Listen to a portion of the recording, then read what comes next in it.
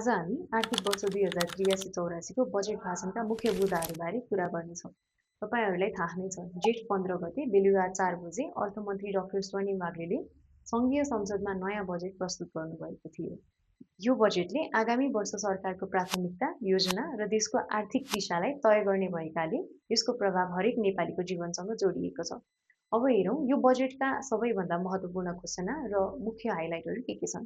नेपाल सरकारले आर्थिक वर्ष 2083-84 लागि 21 खर्ब 24 अर्ब रुपियाँको बजेट सार्वजनिक गरेको छ। यस पटकको बजेटमा सबैभन्दा धेरै चर्चा भएको विषय हो आर्टिफिसियल इन्टेलिजेन्स अर्थात् एआई। सरकारले काठमाडौँको स्युटाटारमा देशकै पहिलो सार्वभौम एआई कम्प्युटर सेन्टर स्थापना गर्ने घोषणा गरेको छ।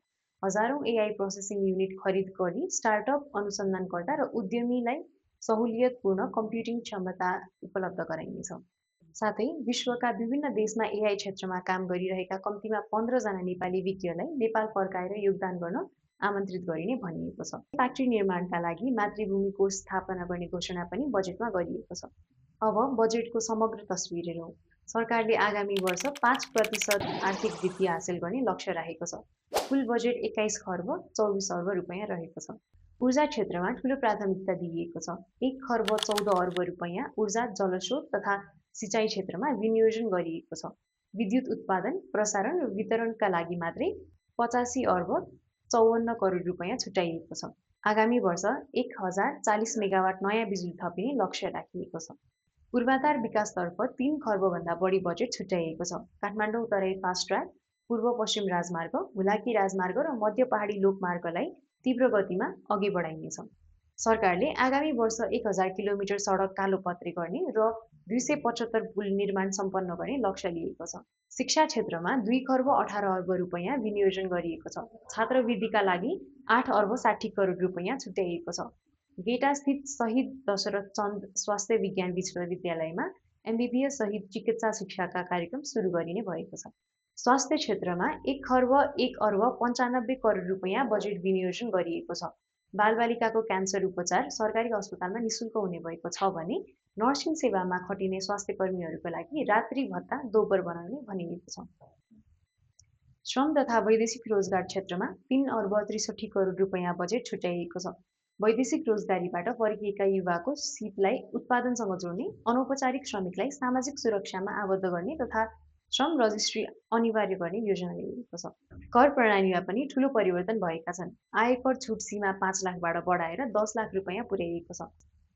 अधिकतम आयकर दर 39%बाट घटाएर 29% बनाइएको छ। साथै सयौं वस्तुमा लाग्दै आएको अन्तःशुल्क हटाइएको छ। कृषि क्षेत्रमा 46 अर्ब 93 करोड रुपियाँ बजेट छुट्याइएको छ भने रासायनिक मलका लागि 32 अर्ब 46 करोड रुपियाँ विनियोजन गरिएको छ। कृषि बाली तथा पशु बिमामा 80%सम्म प्रिमियम अनुदान दिने घोषणा गरिएको छ। खेलकुद क्षेत्रमा 4 अर्ब 3 करोड रुपियाँ बजेट छुट्याइएको छ। आगामी 3 वर्षभित्र 10वटा फुटबल स्टेडियम, फ्लडलाइट सहित स्तरोन्नति गरिनेछ भने विभिन्न शहरमा क्रिकेट रङ्गशाला र इन्डोर स्टेडियम निर्माण गरिनेछ। सामाजिक सुरक्षातर्फ 120 अर्ब रुपियाँ विनियोजन गरिएको छ। दलित बालबालिकाको लागि बाल पोषण भत्ता दोब्बर गरी मासिक 1000 रुपियाँ पुर्याइएको छ। एआईदेखि ऊर्जा, सडकदेखि शिक्षा, स्वास्थ्यदेखि रोजगारीसम्म सरकारले यो बजेटलाई आर्थिक सुधार, प्रविधि र विकासको रोडम्यापका रूपमा प्रस्तुत गरेको छ। अब यी योजना व्यवहारमा कति सफल हुन्छन् भन्ने कुरा भने कार्यान्वयनले तय गर्नेछ। यसका साथै गैर आवासीय नेपालीलाई शेयर बजारमा सहभागी गराउने, नेपाल टेलिकमको केही शेयर सर्वसाधारणका लागि बिक्री गर्ने, रेमिटेन्स पठाउनेलाई लोटरी कार्यक्रम सञ्चालन गर्ने तथा केही सरकारी निकाय खारेज गरी प्रशासनिक खर्च घटाउने घोषणा पनि बजेटमा गरिएको छ। समग्रमा हेर्दा यो सरकार हामीले परिवर्तनको अपेक्षासहित चुनेर पठाएको सरकार हो। त्यसैले अघिल्ला सरकारहरूको तुलनामा यसले राम्रो नतिजा दिन्छ भन्ने आशा धेरैको छ। व्यक्तिगत रूपमा भन्नुपर्दा यो बजेट भाषणमा प्रस्तुत भएका केही सुधारका एजेन्डा, प्रविधिमा जोड, कर प्रणाली सुधार र पूर्वाधार विकासका योजनाले सकारात्मक अपेक्षा जगाएको छ। अब यी घोषणा कागजमा मात्र सीमित रहन्छन् कि व्यवहारमा कार्यान्वयन हुन्छन् भन्ने कुरा भने आगामी दिनहरूले देखाउनेछ। आशा गरौँ यो बजेटले देशलाई सही दिशा मार्फत अघि बढाउन मद्दत गर्नेछ।